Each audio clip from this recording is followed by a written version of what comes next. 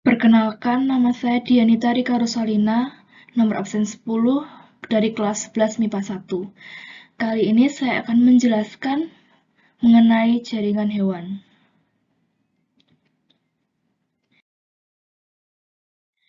Di sini terdapat peta konsep, jadi di sini ada peta konsep mengenai tingkat organisasi kehidupan, terdiri dari sel, jaringan, organ, sistem organ, dan juga organisme. Nah, di sini akan dibahas jaringan hewan. Jadi yang dibahas secara spesifik di sini adalah jaringan hewan. Nah, jaringan hewan sendiri terdiri atas jaringan epitel, jaringan ikat, jaringan otot, dan juga jaringan saraf. Nah, nanti juga akan dibahas mengenai organ dan sistem organ. Namun, penjelasannya secara umum dan bukan secara spesifik seperti penjelasan jaringan hewan.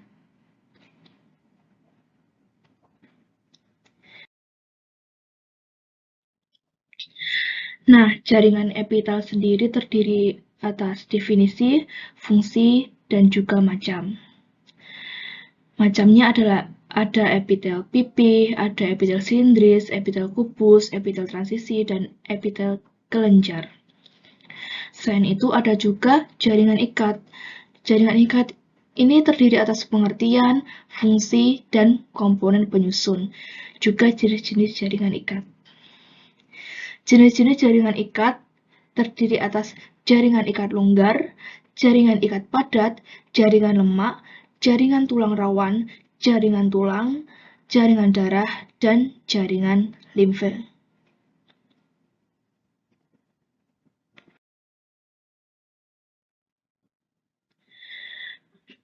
Lalu ada jaringan otot. Jaringan otot ini terdiri atas otot polos, otot lurik, dan otot jantung. Yang terakhir ada jaringan saraf. Ini terdiri atas pengertian ya.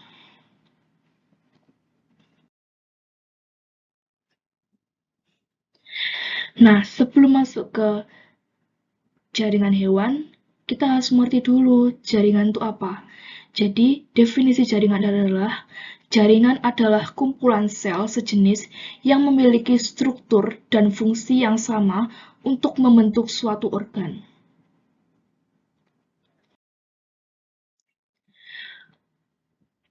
Sekarang kita masuk pada jaringan hewan. Jadi, jaringan hewan ini terdiri atas jaringan epitel, jaringan ikat, jaringan otot, dan jaringan saraf. Jadi ada 4.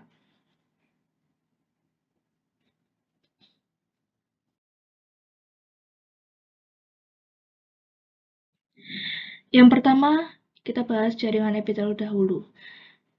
Definisi dari jaringan epitel sendiri adalah jaringan epitel merupakan jaringan yang melapisi permukaan tubuh dan membatasi rongga tubuh.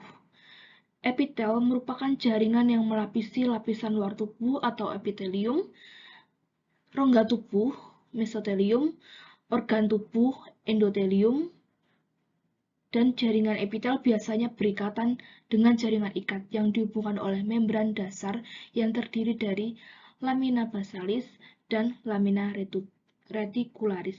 Jadi di sini ada gambarnya ya. Nah, fungsi dari jaringan epitel sendiri adalah untuk melindungi jaringan di bawahnya dari kerusakan, mengangkut zat-zat antar jaringan atau rongga yang dibatasinya, dan pada saluran pencernaan, jaringan epitelnya dapat mengeluarkan enzim.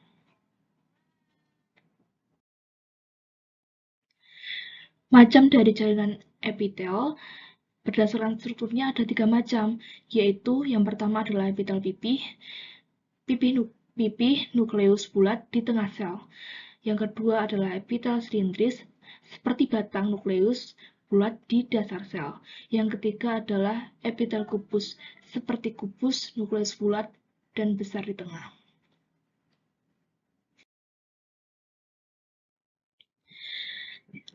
Yang pertama, epitel pipih. Berdasarkan lapisan penyusunannya, ada epitel pipih selapis, yaitu lapisannya hanya satu lapis, namun rapat sekali. Fungsinya untuk difusi, osmosis, filtrasi, dan sekresi. Terdapat di jaringan epitelium, yaitu pembuluh limfa atau getah bening, pembuluh darah kapiler, selaput pembuluh jantung, paru-paru, ginjal, dan selaput perut. Di sini ada gambarnya ya.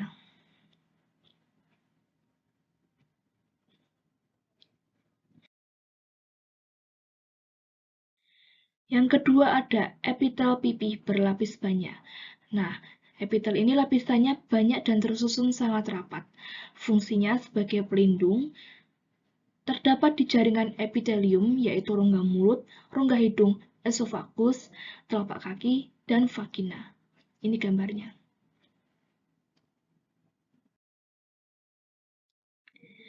Yang kedua ada epitel silindris. Berdasarkan lapisan penyusunnya, ada epitel silindris lapis, yaitu lapisannya satu lapis berbentuk silindris. Fungsinya sebagai penyerapan nutrisi di usus dan sekresi. Terdapat di jaringan epitelium, yaitu kelenjar pencernaan, jonjot usus, kantung empedu, lambung, dan usus. Di sini adalah gambar dari epitel silindris lapis.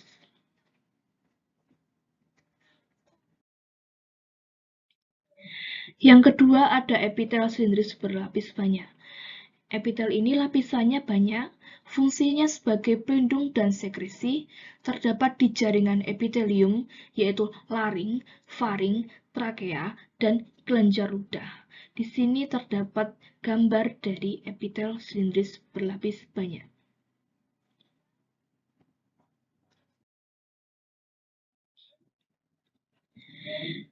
Yang ketiga ada epitel kubus. Berdasarkan lapisan penyusunnya, terdapat epitel kubus lapis, yaitu epitel yang lapisannya satu lapis berbentuk kubus. Fungsi sebagai pelindung dan sekresi terdapat di jaringan epitelium, yaitu permukaan ovarium, testis, lensa mata, nefron ginjal, dan kelenjar tiroid. Di sini adalah gambar dari epitel kubus selapis. Yang kedua ada epitel kubus berlapis banyak. Epitel ini lapisannya banyak, fungsinya sebagai pelindung gesekan dan pengelupasan, absorpsi, dan sekresi. Terdapat di jaringan epitelium, yaitu folikel ovarium, permukaan ovarium, testis, saluran kelenjar minyak, kelenjar keringat pada kulit. Di sini terdapat gambar dari epitel kubus berlapis banyak. Nah, selain epitel-epitel tadi, yaitu ketiga epitel tadi, terdapat epitel lain, yaitu epitel transisi. Epitel transisi ini disusun oleh berlapis-lapis sel, tidak dapat dikelompokkan karena bisa berubah dan permukaan lapisannya bisa menggembung. Terdapat pada epitelium, ureter, uretra, saluran pernapasan, dan kandung kemih. Ini adalah gambar dari epitel transisi.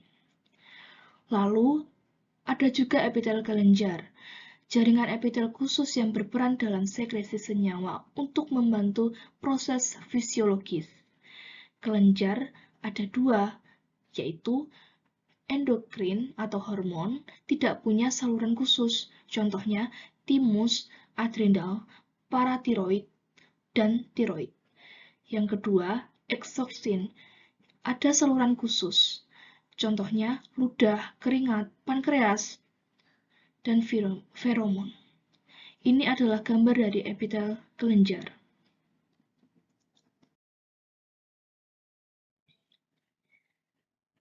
B. Jaringan ikat. Jadi, jaringan ikat ini adalah jaringan yang paling banyak terdapat di dalam tubuh. Fungsinya sebagai penyokong dan memperkuat jaringan tubuh, pelindung, menyimpan energi, dan sirkulasi. Komponen penyusunnya yaitu matriks dan sel fibroblast, sel lemak atau sel adiposa, sel plasma, makrofag, sel tiang, atau mast cell.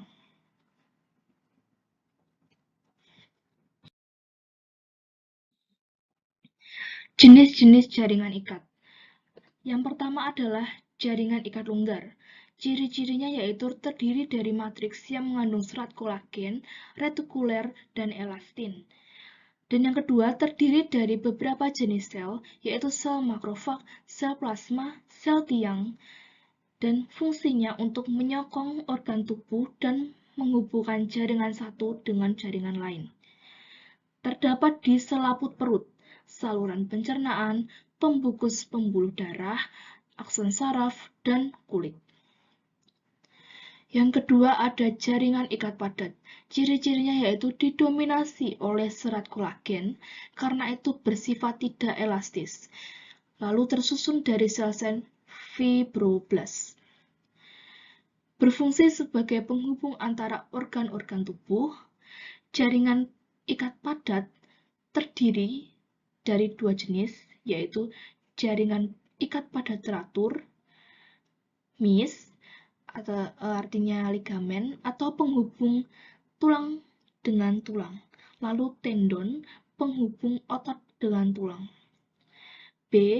Jaringan ikat padat tak teratur, MIS, pembungkus tulang dan lapisan dermis kulit.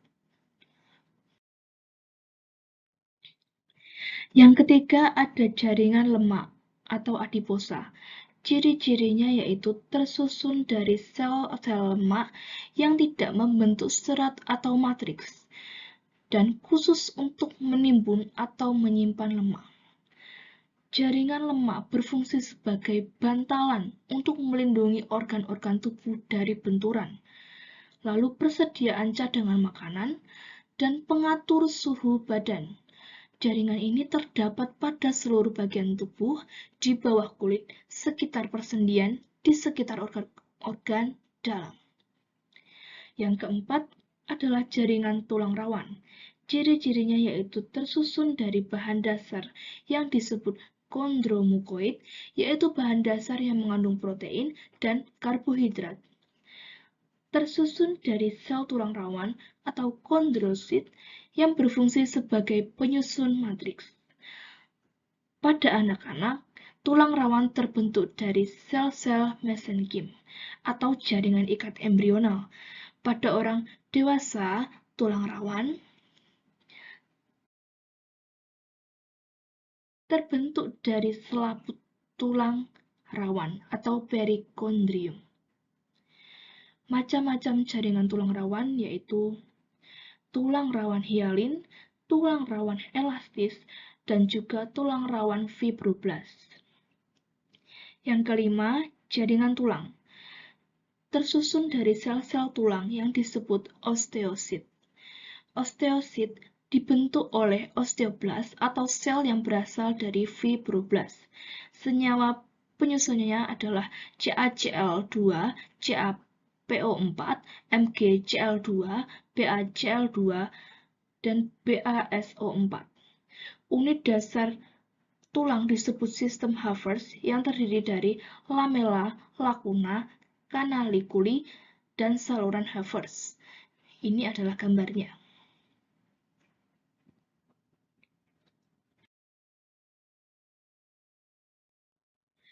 Yang keenam adalah jaringan darah.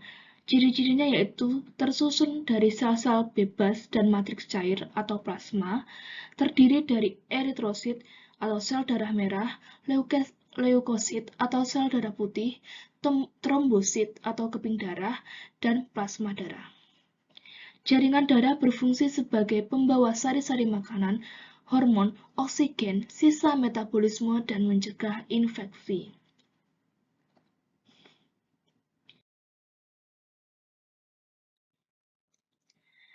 Macam-macam jaringan darah. Yang pertama eritrosit atau sel darah merah. Bentuk lempengan bikonkav, tidak memiliki inti sel, mengandung Hb untuk mengikat O2 dan juga CO2. Ini gambarnya. Lalu yang kedua adalah leukosit atau sel darah putih. memiliki inti sel, tidak mengandung Hb, fungsi sebagai pertahanan tubuh, dan terbagi menjadi granulosit dan agranulosit. Ini gambarnya. Yang ketiga adalah trombosit atau keping darah. Trombosit ini berbentuk lempengan, tidak ada inti sel namun banyak granula, dan fungsi membantu penghentian keluarnya darah akibat kerusakan pada pembuluh darah. Ini adalah gambar dari trombosit. Yang terakhir adalah plasma. Bagian cair pada darah mengandung protein plasma dan larutan elektrolit serta bahan terlarut. Bahan terlarut adalah zat makanan, trombosit, dan hormon. Protein plasma terdiri dari albumin, globulin, dan fibrinogen. Ini gambarnya.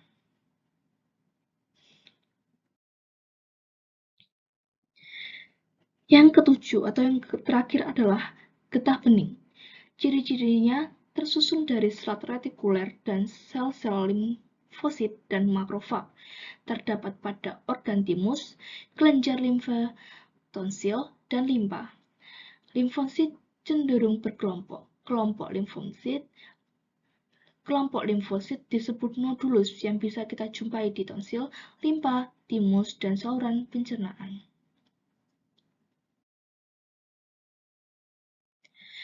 C. Jaringan otot. Jaringan otot tersusun dari sel-sel otot. Alat gerak aktif, gerak terjadi karena mekanisme kontraksi serat kontraktil, dan serat kontraktil terdiri dari bagian aktin dan miosin. Dikelompokkan menjadi 3, yaitu otot polos, otot rangka, dan otot jantung.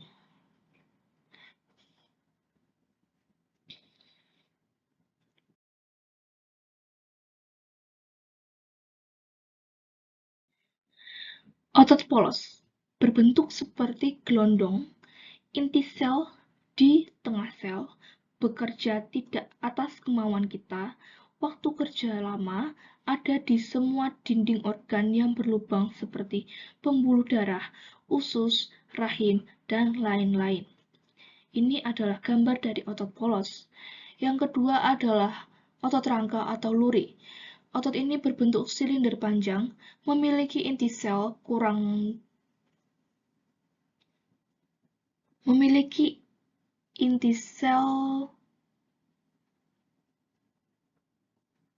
lebih dari 1 di tepi. Miofibril tidak tersusun sama sehingga membentuk luri, lalu reaksi cepat namun cepat lelah. Ini adalah gambar dari otot rangka atau luri. Yang ketiga adalah otot jantung.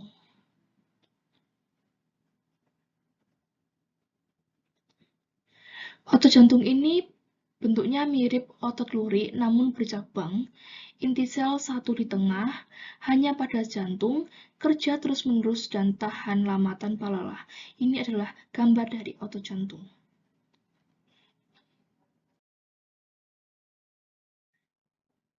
D. Jaringan saraf. Jaringan saraf ini berperan mengirimkan sinyal-sinyal ke seluruh tubuh, tersusun dari sel-sel saraf yang disebut neuron. Neuron dibedakan menjadi neuron sensorik yang berfungsi untuk menerima sinyal dari lingkungan dan mengirimkannya ke saraf pusat. Yang kedua adalah neuron motorik yang fungsinya mengirimkan sinyal dari saraf pusat ke bagian tubuh lain.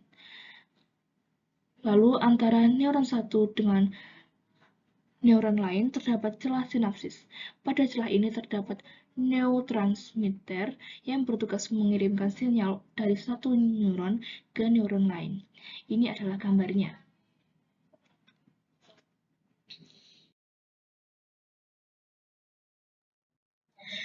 Lalu kita masuk ke organ. Jadi ini adalah gambar dari organ.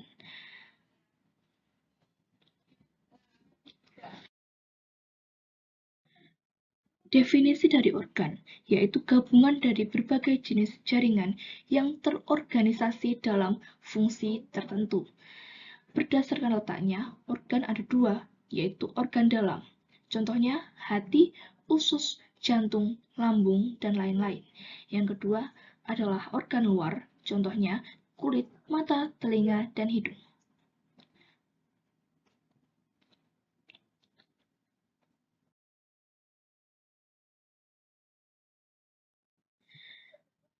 Sistem organ. Definisi dari sistem organ adalah gabungan dari berbagai organ untuk melakukan fungsi tertentu di dalam tubuh. Sistem organ pada manusia ada 9, yaitu rangka, otot, pencernaan, pernapasan, sirkulasi, saraf, reproduksi, endokrin, dan ekskresi.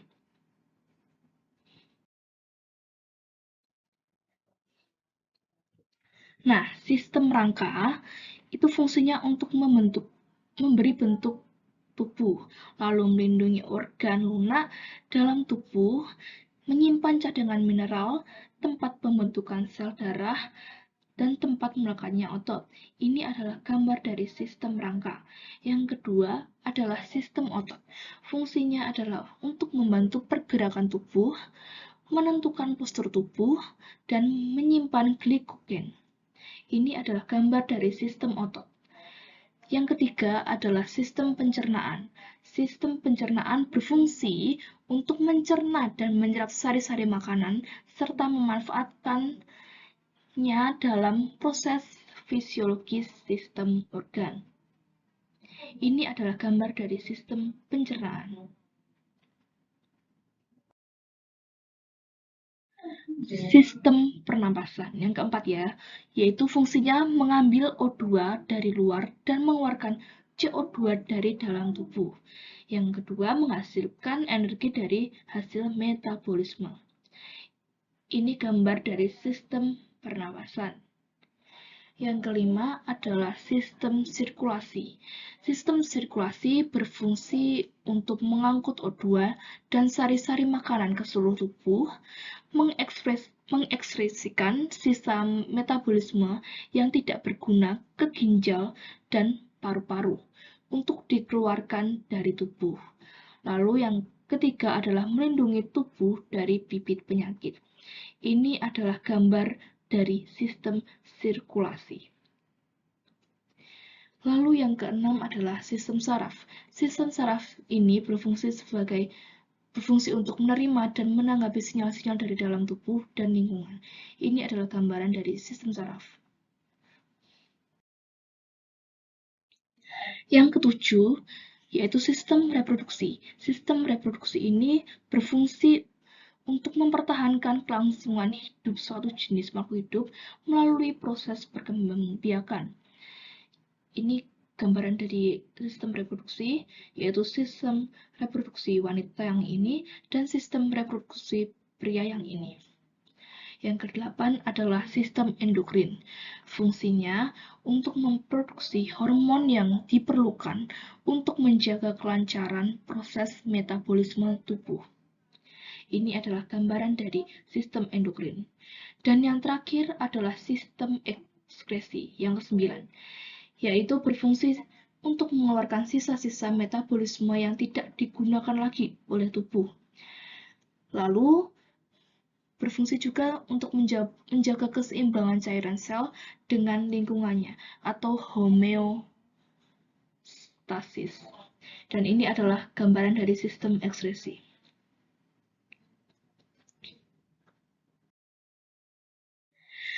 Sekian dari saya, kurangnya mohon maaf. Terima kasih.